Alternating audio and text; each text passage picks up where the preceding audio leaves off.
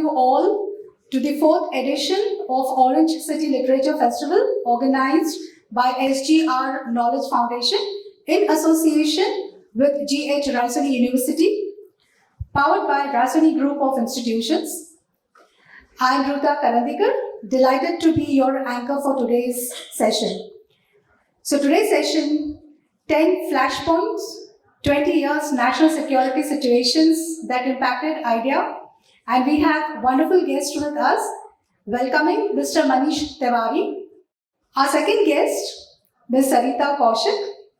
Today's book, the discussion which I'm moderating, 10 flashpoints, 20 years, may be new, but the author is really not. We have all not just seen Manish Tewari over the years, but we have been hearing him. So all of us know that here is one person who is very articulate, one person who's very studied. But what one realizes only after reading the book is that he has everything that it takes to become a good author. So my first question to you, Mr. Tewari, is that such a weighty book, why did this lawyer politician really take to writing a book in the first place, and that too on national security? So to answer your question, I think perhaps I read too many Commando comics when I was a child. So therefore,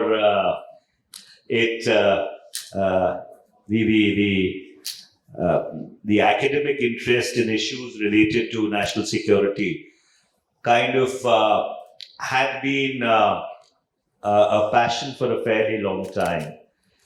And COVID-19 came as a blessing in disguise, if I may say.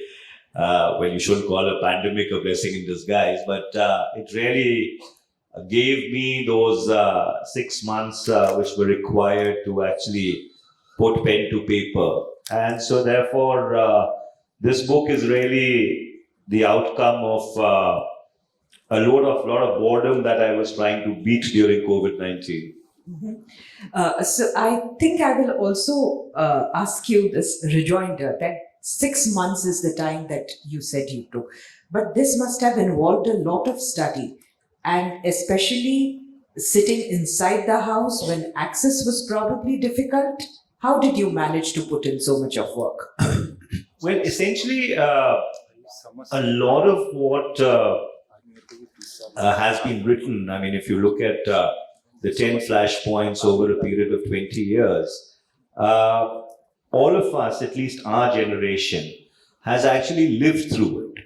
So it was not as if you were only academically studying a particular subject. It's something that you had sort of witnessed firsthand. And growing up as I did in Punjab, which was really disturbed during the 80s and 90s, a lot of this, was almost stuff which was firsthand. And then from Punjab, we moved on to Kashmir in the 1990s. And these have been the two frontiers insofar as India's national security challenges are concerned.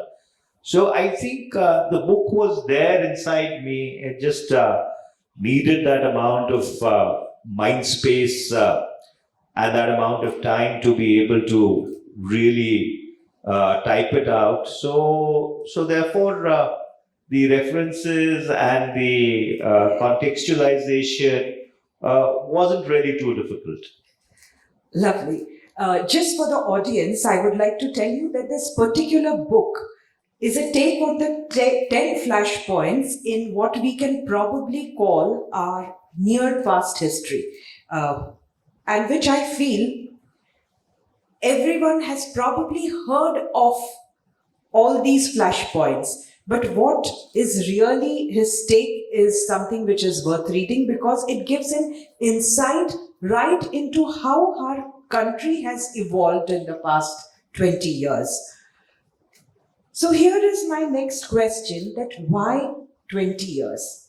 You have been a witness to a lot more. Why not 30, Why not 40? If one ignores the 13-day regime of Atal Bihari Vajpayee, it was in 1998, that is where your book begins, that the BJP actually came to power in the center. And that is exactly where you begin your flashpoints. So does this mean that at the end of the day, it is a Congress spokesperson who has written the book from the standpoint of an advocate of the party? Or is it, so why 20? Well, that's a very, very interesting question, and I must thank you for that.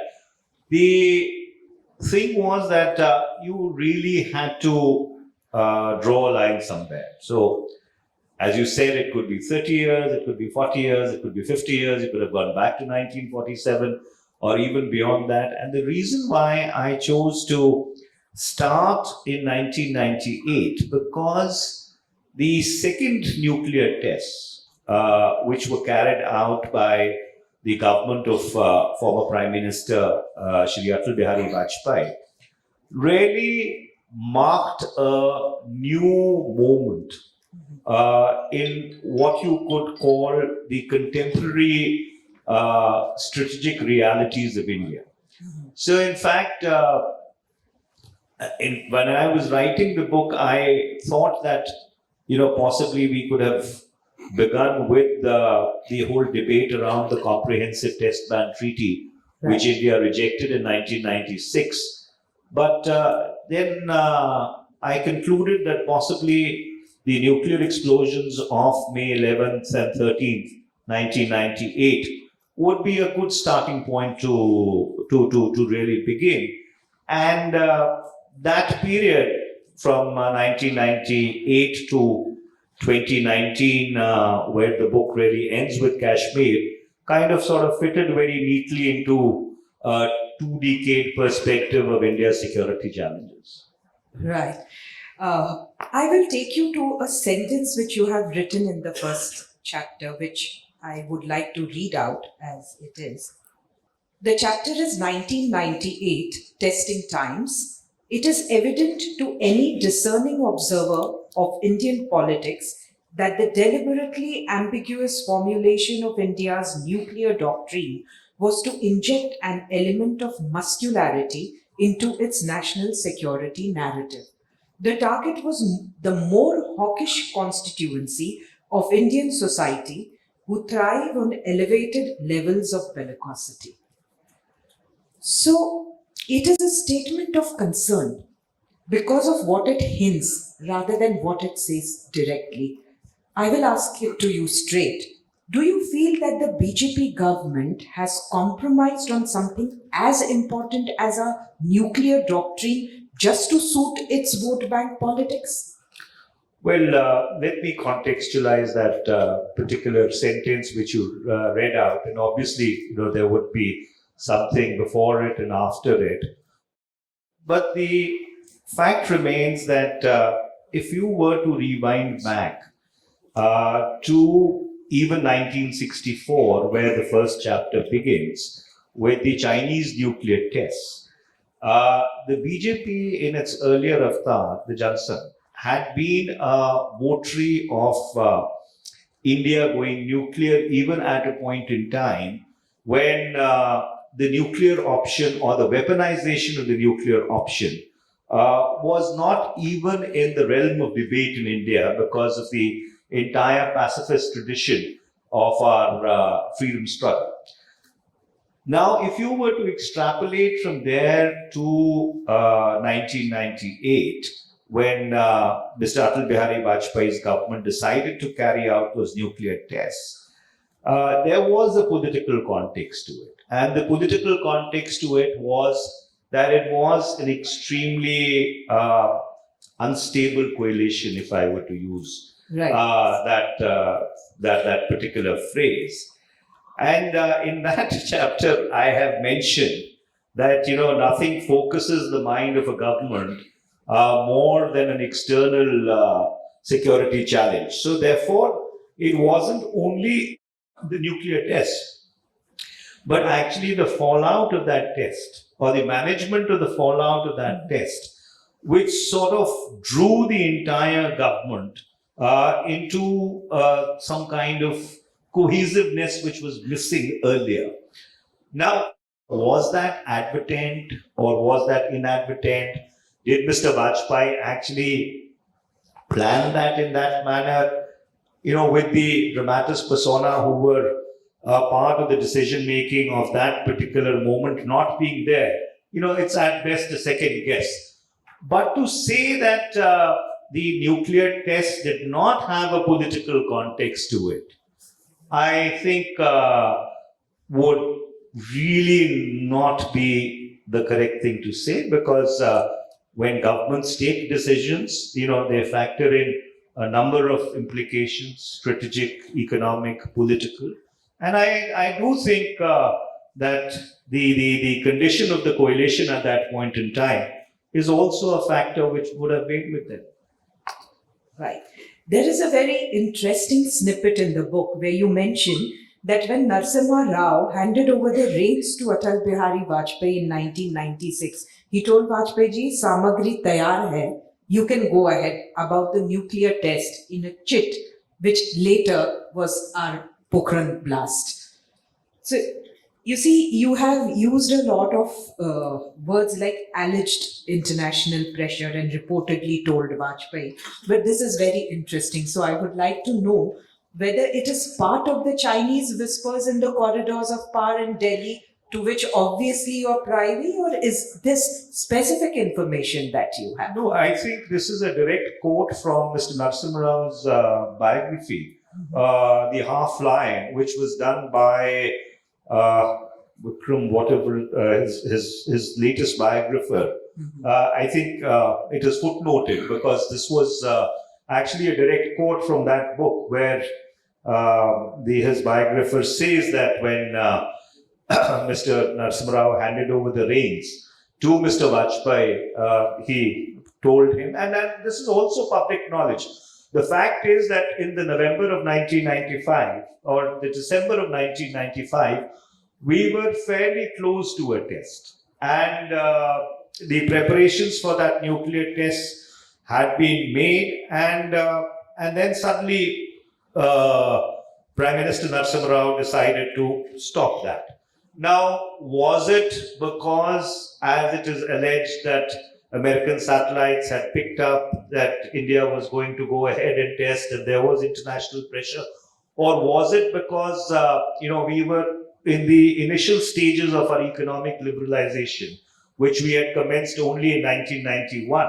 And so therefore, it may have weighed with Prime Minister Narasimha Rao that if we go ahead and carry out the test, then perhaps it may derail or the sanctions may derail India's liberalization and globalization. Let's also not forget that we were in 1995, 1996 under a lot of pressure to sign the Comprehensive Test Ban Treaty. So the Comprehensive Test Ban Treaty would have actually outlawed nuclear testing and would have only allowed simulation.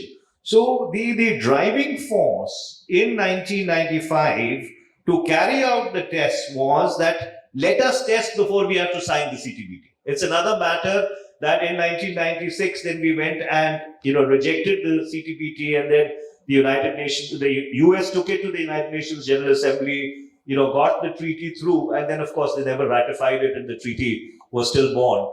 So there was a context to 1995, and yes, if you talk to some of the scientists who were involved at that particular point in time, all of them would tell you that in the December of 1995, we were just a screw turn away from a test. I found your chapter on Kargil very, very engaging. In that you have spoken about the certain level of openness which the Vajpayee government displayed when it came to the war and the details thereon. But you refer to the present government's standing on China as paramount.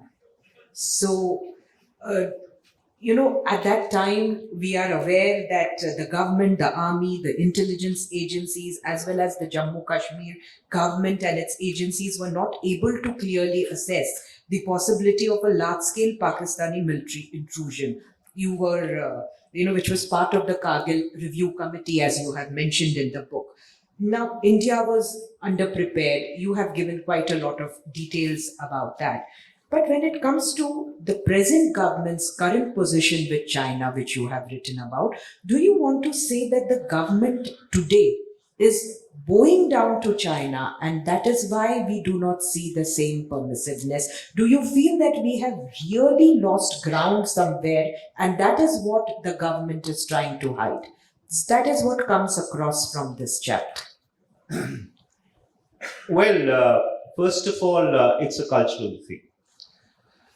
When I say it's a cultural thing, is that this government, unfortunately, does not have that same democratic spirit which Mr. Vajpayee's government had.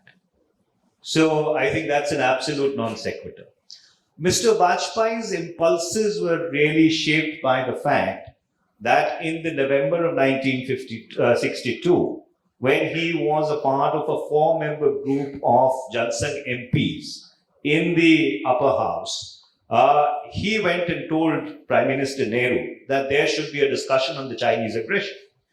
And while the Chinese aggression was playing itself out on India's frontiers, Parliament between the 7th of November 1962 and the 15th of November 1962, in both houses, discussed the entire Chinese situation extenso.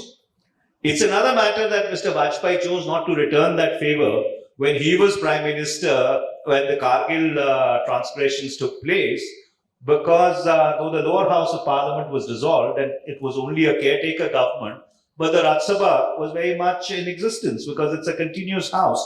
And if I recall, the Congress had very vociferously demanded a discussion in the Council of States, which Prime Minister Vajpayee unfortunately chose not to agree to. But that does not take away from the fact that he did not put an information squeeze on the coverage of the war.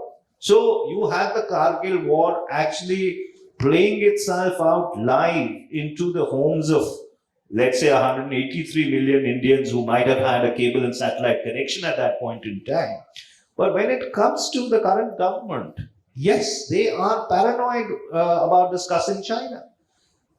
Since the September of 2020, there has not been a single discussion on the situation on the border in either House of Parliament. 43 questions of mine at the last count with regard to what is happening on the border with China have been refused by the Parliament Secretariat on grounds of national security. And this is not only happening to me, this is happening to a large number of other MPs, including BJP MPs. In fact, Dr. Subramanian Swamy, had tweeted about this, that how even his questions are not being allowed. So therefore, there is definitely, a paranoia, which is very unhealthy for a democracy. Number two, there is concern because, you see, whatever strategic commentary is available in the public space, people who have served in that area, all of them will tell you that these so-called buffer zones are actually within our perception of the line of actual control. So therefore, even if you look at, Pangong Lake, so earlier you were able to patrol up till finger 8. You see, now you only go till finger 3. So the buffer zone between finger 3 and finger 4, which actually permits you from going till finger 8 where you were going earlier, right, is really within your perception of what the line of actual control is.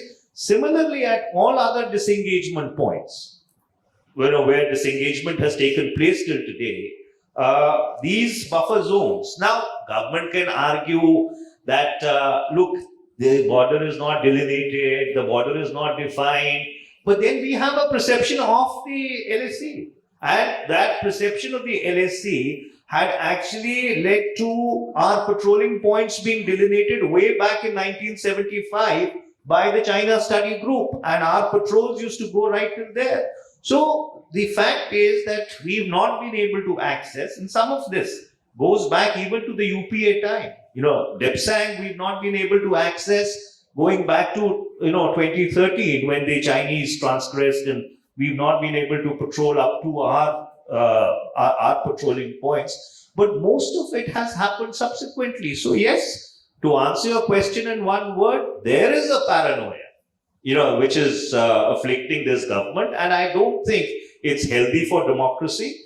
There should be an open, candid, and frank discussion with regard to what's happened between the April of 2020 and the November of 2022, Kwe, Eastern Ladakh, and even in some of the areas in Arunachal Pradesh. One of our colleagues in Parliament, Mr. Tapir Gao, who's the Member of Parliament from Arunachal East, used to be my president of the NSUI 4 decades back.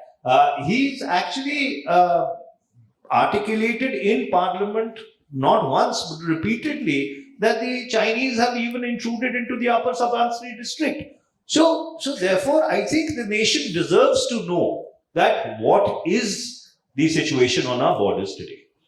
You introduced a private member bill in the Lok Sabha to regulate the Indian Intelligence Service. Could you throw some light on some of the suggestions in the bill, and also why you said in the book that this bill is an idea whose time has to come? So in 2009, I asked a couple of questions that what is the legal basis of the Intelligence Bureau, the RNAW, the NTRO, our various intelligence agencies. And government said, well, there is no law which really governs their functioning. And I found it a bit of an aberration that organizations which have the ability to be able to impede into people's civil liberties are functioning without any kind of a legal architecture. And then, of course, there was that related issue with regard to parliamentary oversight. In all democracies, even in Russia, which is not that much of a democracy, there is independent parliamentary oversight of intelligence agencies. So way back in 2011, I did this private members bill, which actually we did after a year-long consultation with practitioners, which included, the former heads of the IB and the RNAW and the NTRO, among others. And finally, we tabled the bill.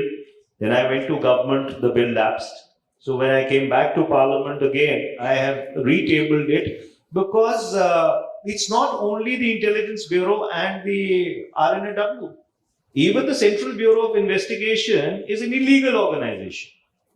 Its viris has been struck down by the Guwahati High Court. The This is a revelation. Yeah, the Guwahati High Court in 2013 November actually struck down the notification constituting the Central Bureau of Investigation. The then UPA government went to court. Mr. Vanvati used to be Attorney General and obtained a stay. Since 2013, the matter has been pending in the Supreme Court. It has been 9 years. It's before a constitutional bench to decide as to whether the CBI is a legal organization or an illegal organization. In fact, these are some of the questions which, informed, ignited young minds should actually be asking, that here are organizations which have the ability to deprive you of your life and liberty. But their legal status is absolutely suspect. It rests on the foundations of sand.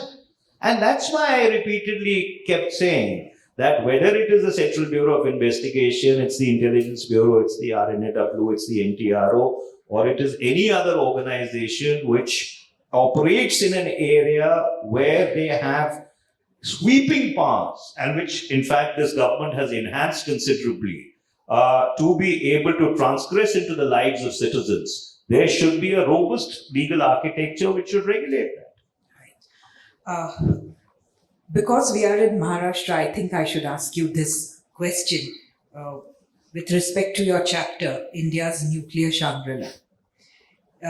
Because it's some part of it is very relevant to today's political scenario in Maharashtra.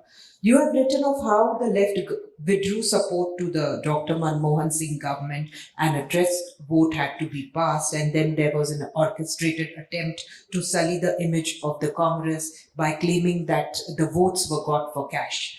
So you have denied any such thing actually happened. Today, this is exactly the state in Maharashtra. Here, of course, there has been a change of government, and the people who went over to the other side are being accused by your own party and by all others. It's being called what is the Khoke Sarkar, that they have all taken cash for going there.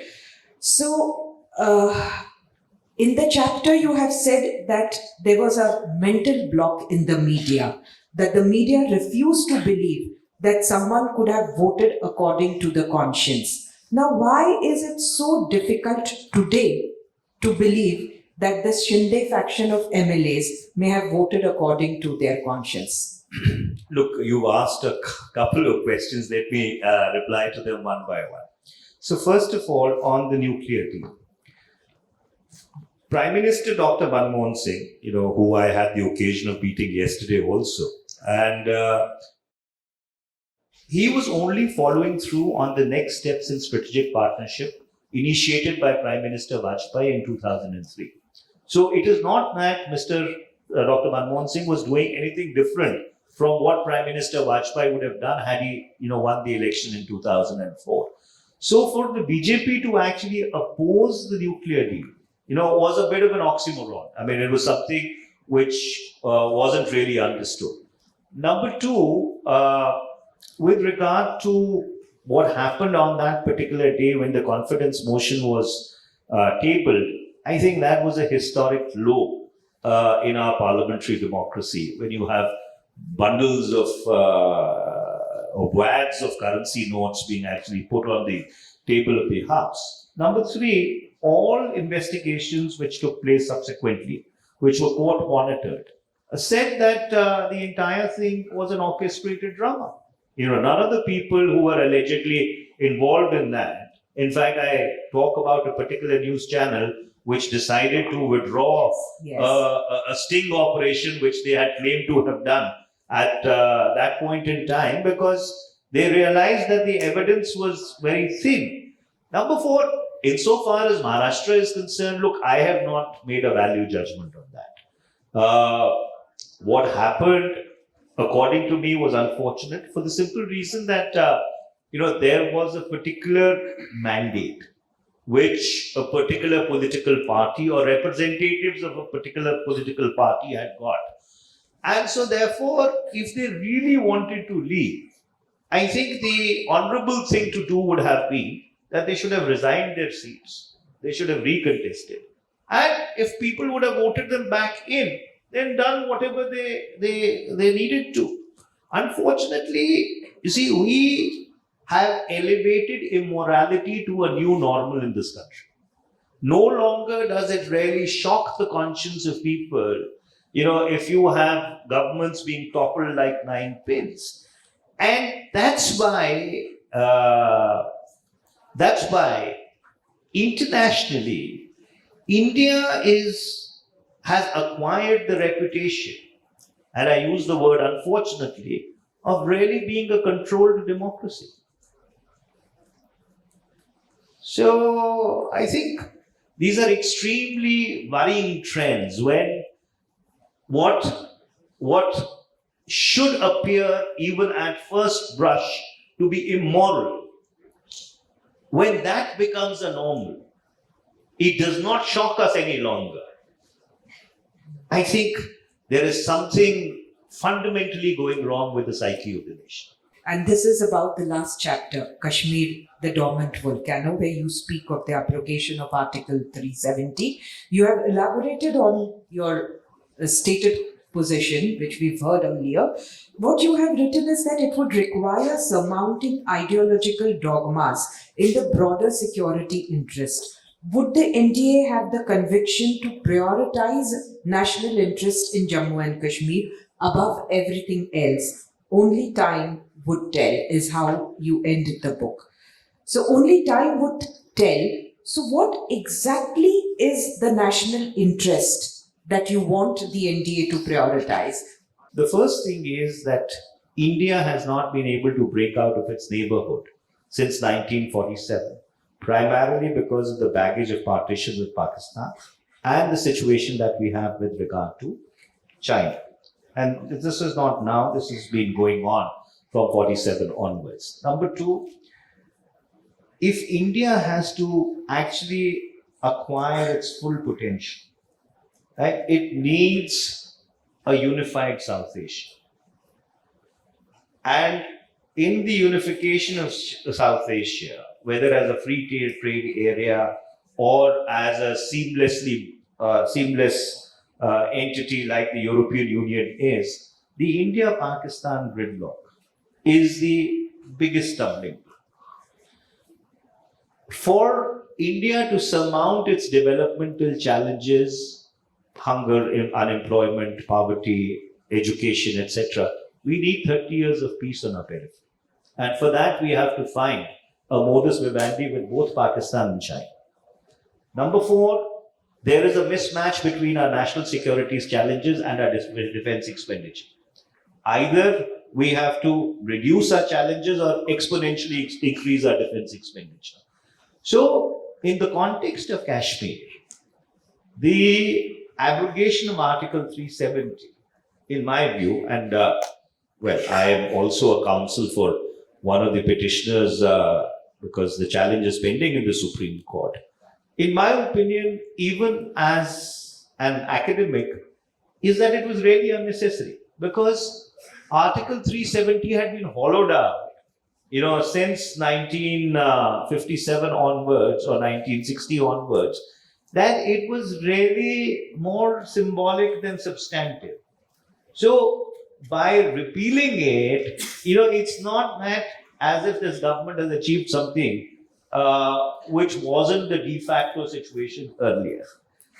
And the one thing which I have not been able to, and this was ideological, because, going back to Shyama Prasad Mukherjee, Ek Desh Mein Do Vidhan, Do Nishan, Do Pradhan Nahi Chalenge, it was an ideological position, right? And ironically, when the same BJP was in government, in coalition with Mehbooba Mufti 2 years back with the PDP, the national agenda of the agenda of governance which they had formulated, the first or the second point was that we will not touch the constitutional arrangements.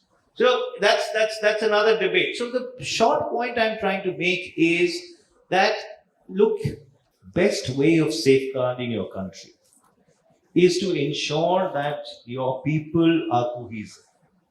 You can't have a situation whereby you alienate people, especially in your border states. And since I come from a border state and Punjab is in a certain stage of drift at this point in time. So whether it is Jammu and Kashmir, whether it is Punjab, whether it is the Northeast, your biggest security insulation is that if your people are there. Unfortunately, post-August 2019, the alienation in Kashmir has only increased. It has not decreased. And that's why I call it a dormant volcano. Thank you very much. And, ideologically, wherever that we may all stand, I believe this session has given all of us something beyond the book. It has given us some good thoughts to carry forward in our social life. Thank you very much. Thank you very much.